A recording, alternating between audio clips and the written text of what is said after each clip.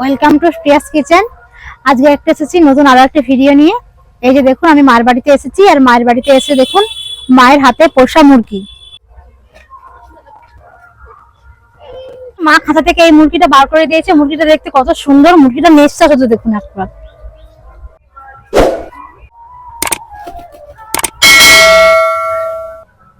কি সুন্দর উঠে যাচ্ছে গো পালক গুলো। গরম জলে দিয়েছি না তাই উঠবে।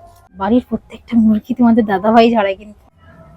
মাংসের কালারটা দেখছো পুরো চকচকে।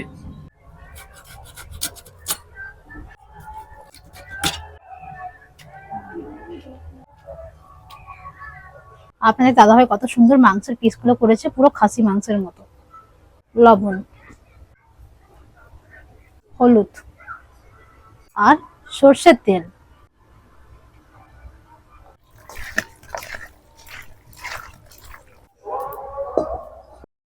মাংসের জন্য আমার আলুগুলো প্রয়োজন, তাই আমি আলুগুলোকে ভালো করে কেটে নেব।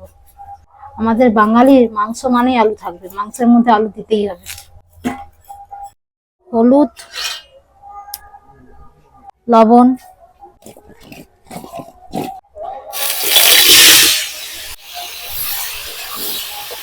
আমার আলুগুলো লাল লাল করে ভেজে নিয়েছি। আমি কিছু গোটা মশলা নিয়ে নিয়েছি, শুকনো লঙ্কা, এলাচ, কাঠচাল, তেজপাতা। মাংস রান্নার জন্য আমি যে সব মশলা নিয়েছি, কাঁচা লঙ্কা, আদা, রসুন, টমেটো, পেঁয়াজ। কাঁচা লঙ্কাগুলো দিয়ে দিই তেলের মধ্যে।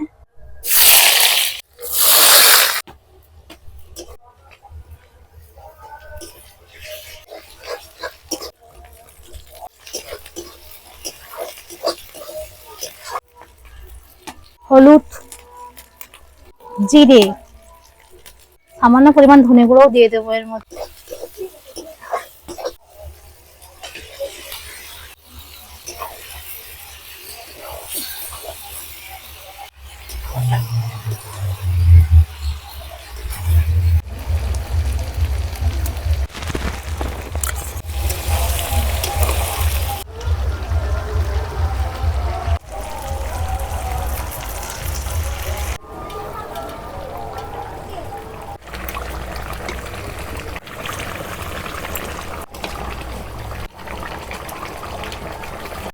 আর না থাকে, এটাই দাও। এই দেখুন, এটা আমার বাটি, প্রথমে চলে এসেছে।